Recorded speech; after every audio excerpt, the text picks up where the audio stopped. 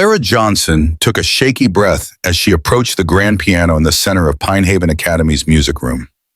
The polished black surface gleamed under the fluorescent lights, a stark contrast to the worn, chipped keys of the old upright at Maplewood Community Center, where she had taught herself to play.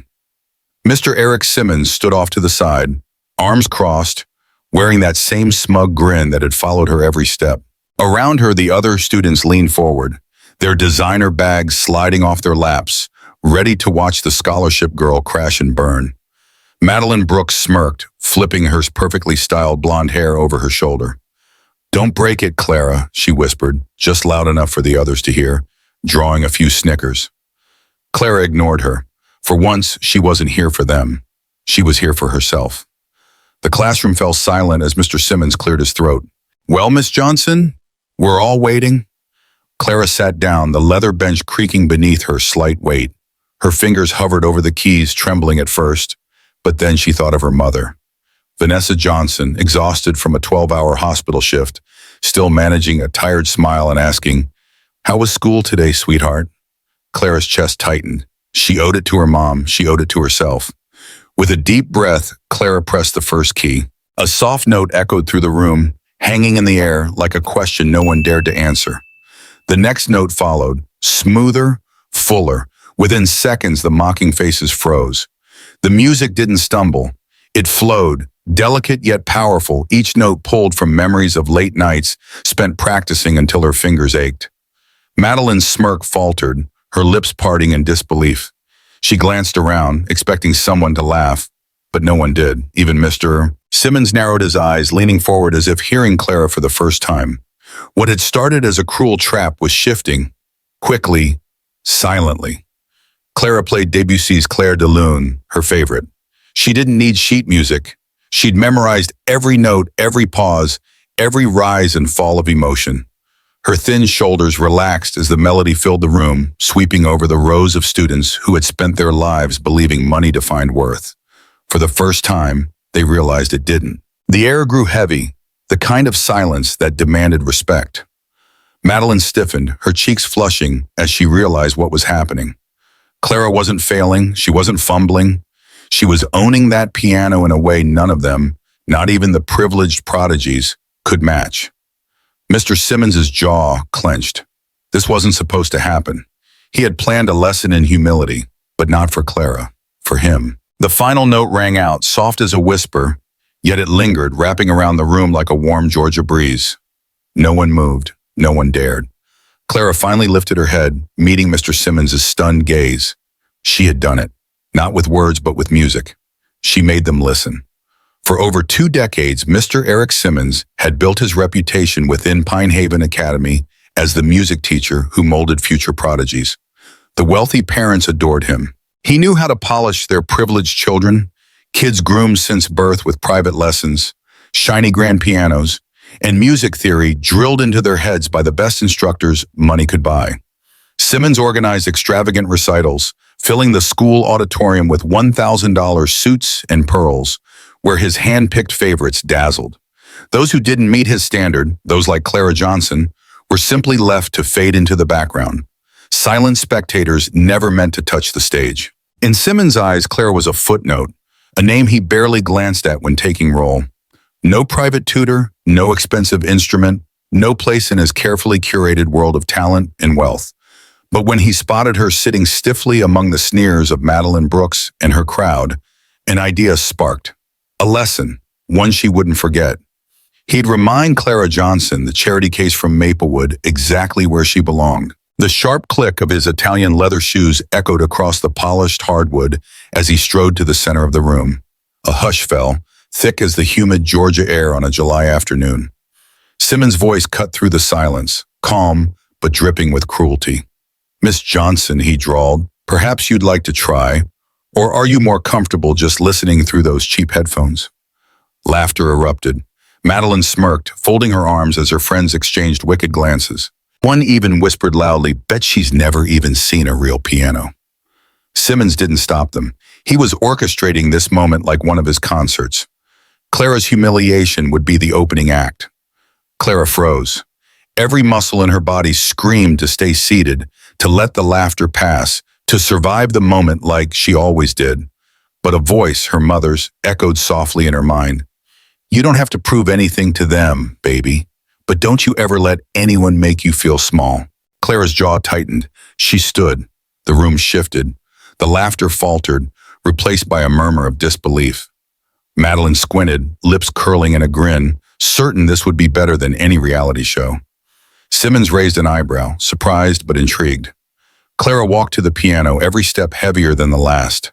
The bench creaked as she sat. Her fingers hovered above the pristine keys, hands trembling. Simmons gave a slight nod, arms crossed. Go ahead, Johnson. We're all waiting. Clara shut her eyes, inhaling deeply. Memories of dusty keys, late-night practice, and whispered dreams filled her. Slowly, she placed her fingers down. A soft note rang out, fragile, delicate, but clear. The room stilled. Other note followed, and then another, weaving a fragile melody through the air. From the corner, Madeline snorted. Sounds promising, she sneered. Clara heard every cruel whisper. She felt every smug stare. But she didn't stop. She couldn't. Because this wasn't just music. This was her fight. Clara Johnson fought back the surge of memories flooding her mind. She remembered the first time she'd touched the old piano at Maplewood Community Center. Its faded keys were chipped, some sticking slightly when pressed. But to Clara, it was more beautiful than any of the polished grand pianos Madeline Brooks and the other rich kids played at Pine Haven Academy. That piano didn't care about the cost of her shoes or the secondhand coat she wore. It only asked one thing of her: feel the music. She could still see her mom, Vanessa Johnson, dragging herself home from another 12-hour shift at the hospital. The dark circles under her eyes seemed permanent, and yet every night she'd force a tired smile for Clara. Not once did Vanessa complain about the weight she carried alone. She worked herself to the bone not to buy Clara an expensive dress or a fancy piano, but just to keep food on the table and a roof over their heads. That sacrifice had stayed with Clara, burned into her heart. And she remembered the rejections, the scholarships she applied for but never received. The emails always started the same. We regret to inform you. Each one felt like a nail in the coffin of a dream she wasn't sure she deserved. Her old teachers didn't help either. Clara, music is a nice hobby, but maybe you should focus on something more practical. Don't waste your time chasing a dream meant for someone else. It stung. God, it stung. And maybe on any other day, in any other moment, she would have given up. But not today. Clara took a deep breath, her fingers still resting on the ivory keys of the grand piano. This time they didn't tremble. Slowly she lifted her head. She met Madeline's mocking gaze. Those sharp green eyes narrowed, waiting for Clara to fail. She could have backed down right then, claimed she didn't know how to play, let Mr. Simmons sneer and move on. She could have chosen the easy way out, but something inside of her had shifted. Maybe it was the years of silent practice, the nights spent with only the worn keys and her own heartbeat for company. Maybe it was her mother's quiet strength, or maybe it was the years of pain that had built up, waiting for this moment to be released. Whatever it was, Clara realized she didn't need to prove anything to Mr. Simmons or to Madeline. The only person she needed to prove something to was herself. She straightened her shoulders and gently ran her fingertips over the keys. This time, there was no hesitation. When she finally pressed down, the first note rang out soft and fragile but clear. The classroom went still. The cruel laughter, the smirks, the whispers, all seemed to vanish, swallowed by that single sound. Madeline's smile faltered. She sat up, her elbows resting on the desk, her eyes narrowing in confusion. This wasn't what she expected. Even Mr. Simmons, arms folded across his chest, felt the shift. His brows furrowed, his confidence faltering. He had expected a spectacle, a mess, a disaster. Instead, what he heard was the delicate beginning of Debussy's Clair de Lune. Clara didn't dare look at anyone. She closed her eyes and let the music guide her. Each note pulled her deeper, wrapping around the walls of the cold, judgmental classroom. The sound wasn't perfect, but it was raw, emotional, real. She wasn't just playing. She was telling her story, the story of every rejection, every late night, every time she'd told herself to keep going, even when the world didn't care. The laughter was gone. No one whispered now. No one dared. And yet, just as she began to settle into the rhythm, a flicker of fear struck her chest. She could feel it rise, threatening to pull her away from that piano, to drag her back to the safety of obscurity. She imagined herself standing up, walking out, letting them win. The eyes were still on her, waiting for a stumble, a wrong note. Then, like a soft breeze, her mother's voice echoed in her mind. You don't need to prove anything, baby, but don't ever let anyone look down on you. The fear cracked. Clara opened her eyes, her hands steady now. She didn't move. She stayed. Madeline leaned back, lips twitching into a half smile, trying to regain control. Her eyes shouted what she dared not say aloud. Go ahead, show us how bad you are. But Clara wasn't playing for Madeline. She met Mr. Simmons' gaze.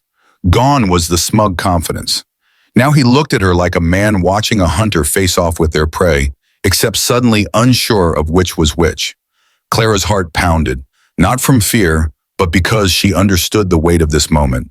If she stopped, she'd be the poor girl they always thought she was.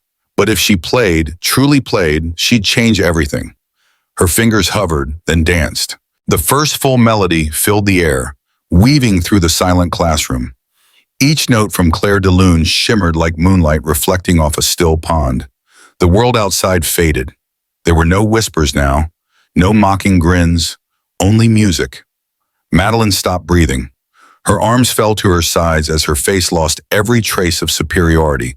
She looked around, desperate for someone to laugh with, but found no one. The power had shifted, and for the first time, Clara held it. Mr. Simmons' lips parted as if to speak, but he stayed silent, his jaw clenched. He had been so sure, so absolutely certain, that Clara would fail. And yet here she was, proving him wrong. Clara closed her eyes again. She let the music speak because, in this moment, it was louder than any words she could ever say. With the teasing excitement gone from Madeline Brooks' face, she sat frozen, her earlier smugness wiped clean. Across the room, not a single student dared to move. The ones who had expected Clara Johnson to falter, to stumble through broken chords and trembling fingers, could only sit in stunned silence.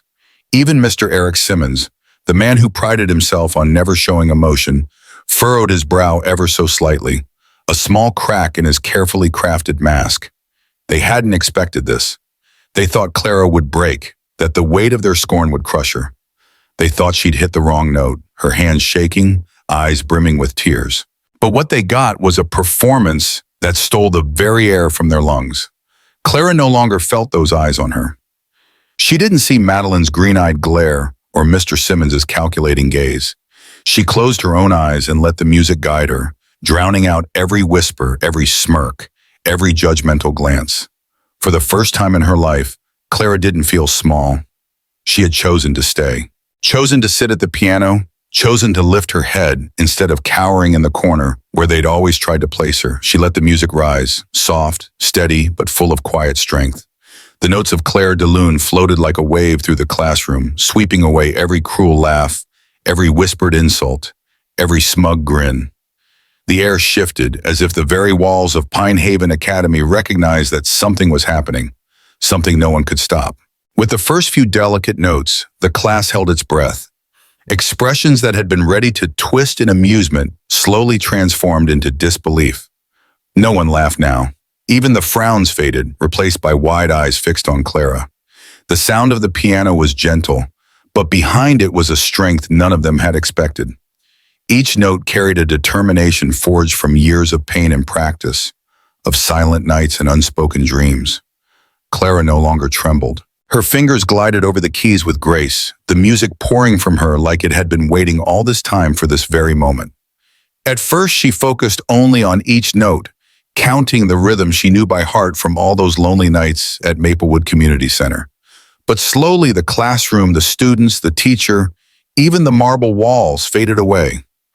Only the music remained. Madeline leaned forward now, elbows on her desk, no longer smiling. Her bright green eyes tracked every movement of Clara's hands, but the arrogance was gone. Her friends, those who always laughed the loudest, sat frozen. They weren't silent because of guilt. They were silent because they couldn't look away. The music wrapped around them, swallowing their judgment whole. But the biggest change wasn't in the students. It was in Mr. Simmons. At first he stood stiffly, arms crossed, waiting for the disaster he was certain would come. He had done this before, watched kids like Clara flounder, knowing they didn't belong on his stage. But after just a few notes, the certainty in his eyes was gone. His posture loosened, his lips pressed together as his eyes narrowed in growing confusion. He had been wrong. He thought Clara would fail. He was certain she'd never pull off a piece like this. Debussy wasn't for the poor scholarship girl from Maplewood.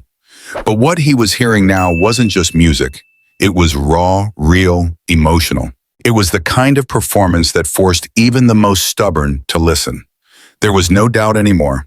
Clara wasn't playing like a girl fumbling through a dream.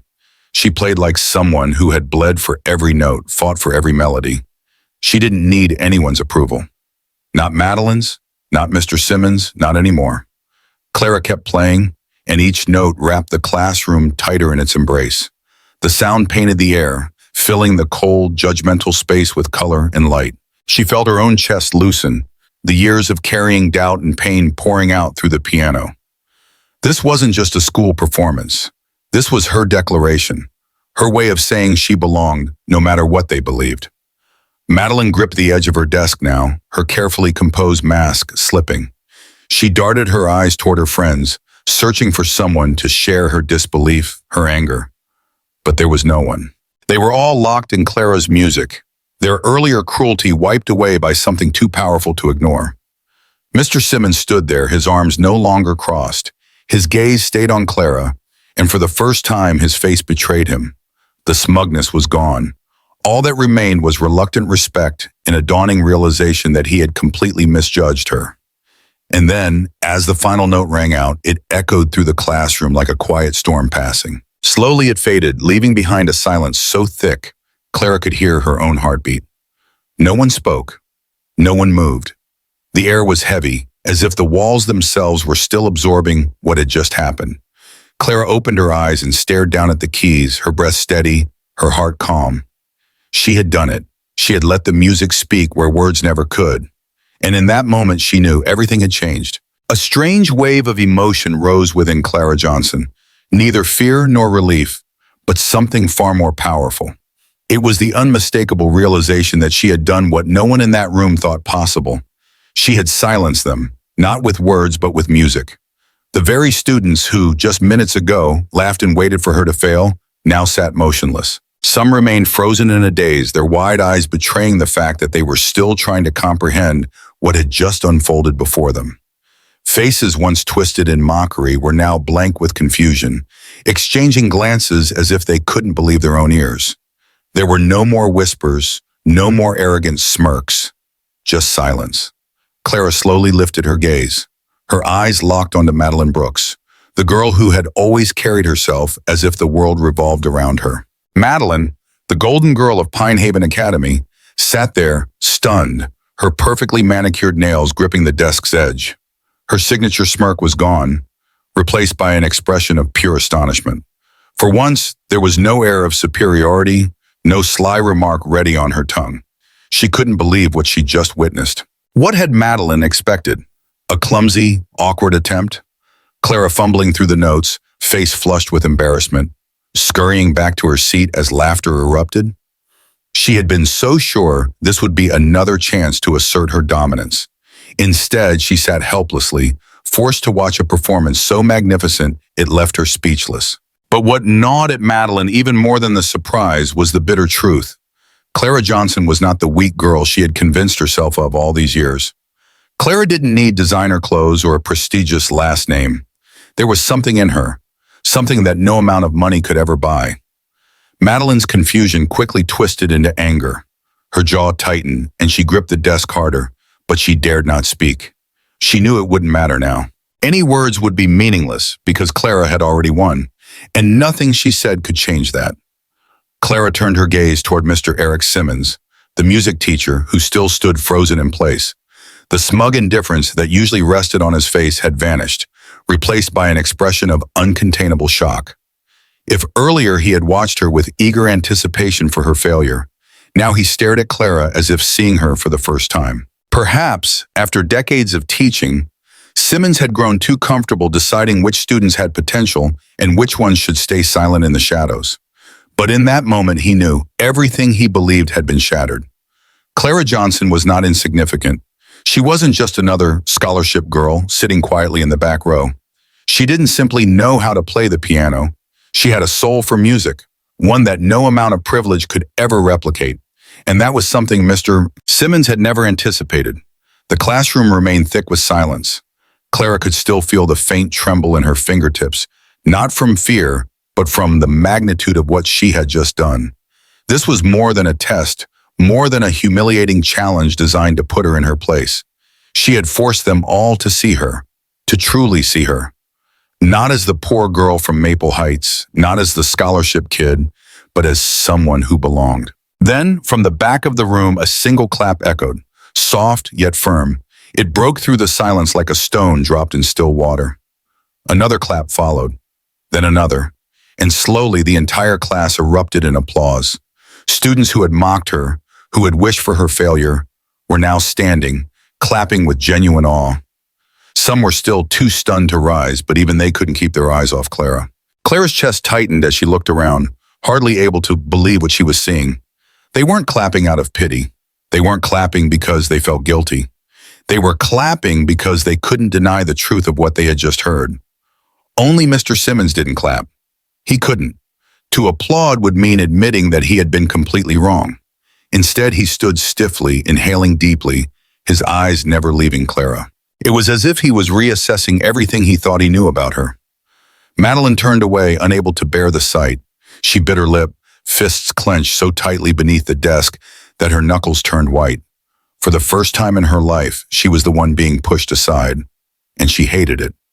Clara stood up slowly, her heart still pounding, not from fear, but from the sweet rhythm of victory. She didn't need anyone to hand her that win. She had taken it. She had silenced them all, not with cruelty or words, but with the very thing they believed she could never master: music. The final notes still seemed to linger in the air, like the soft glow of the setting sun fading beyond the horizon. Clara didn't rush to leave. She didn't glance around seeking validation. She simply stood there, letting the moment sink into the very bones of the classroom, like a gentle breeze weaving itself into every soul that had doubted her. And from that day forward, no one would ever look at Clara Johnson the same way again. Monica Carter cupped her daughter's face gently, her tired eyes wide with concern. "Tell me, sweetheart, what happened?" she whispered, voice cracking as though bracing for bad news. But instead of breaking down, Clara Johnson let out a shaky laugh, half sob, half joy. "I played, Mama. I played in front of the whole class, and they listened. They really, listened." Monica blinked in confusion. For a second, she thought she'd misheard, exhausted from another 12-hour shift at Pine Haven Memorial Hospital. The last thing she expected was for her quiet daughter, the one who avoided attention like a cat skirting puddles, to stand before her flushed with pride. Clara's hands trembled as she held them up, almost as if she could still feel the piano keys beneath her fingertips. Monica guided Clara to their worn-out couch, the springs groaning under them. The small apartment smelled faintly of lavender and detergent, nothing like the grand homes of Clara's classmates. But here, at least, love filled every corner. "Tell me everything, baby," Monica urged. And so Clara did. She recounted every humiliating second, every cruel word from Madeline Brooks and Mr. Eric Simmons, how she had almost walked away, how every voice, every painful memory had pushed her to flee. But then she had stayed. She had played. Monica sat frozen, listening as her daughter described how the class had gone silent, how the music had poured from her like a shin finally breaking.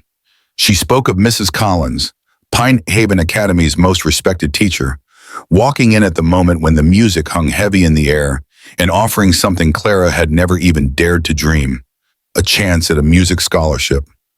Monica covered her mouth, tears welling in her eyes. "A scholarship?" she whispered, her voice barely audible. Clara nodded, wiping at her face and laughing breathlessly. "Yes, Mama, she saw me. She really saw me."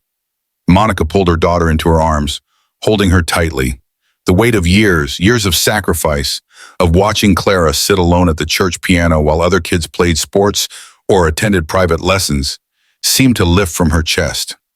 I always knew you had something special, Clara. I just never thought they'd see it. Clara sobbed into her mother's shoulder.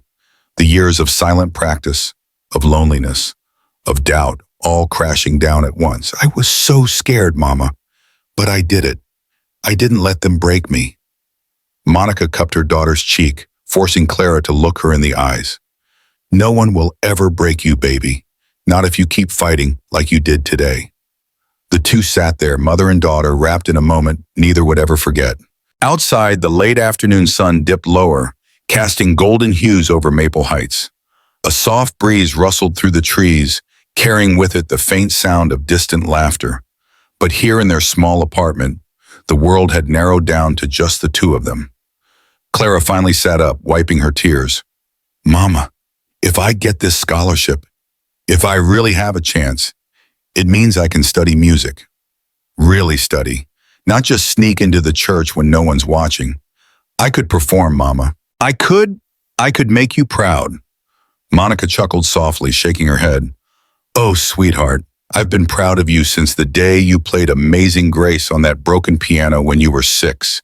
You've got nothing left to prove to me. But I need to prove it to myself, Clara said, her voice firmer now, her eyes shining with newfound determination. For once, I don't want to run away. I want to stand there and play. I want to show them that it's not about money or names, it's about heart. Monica smiled, tears slipping down her cheeks. Then you do it, baby. You play your heart out. The next morning, Clara walked into Pine Haven Academy with her head held higher than it had ever been.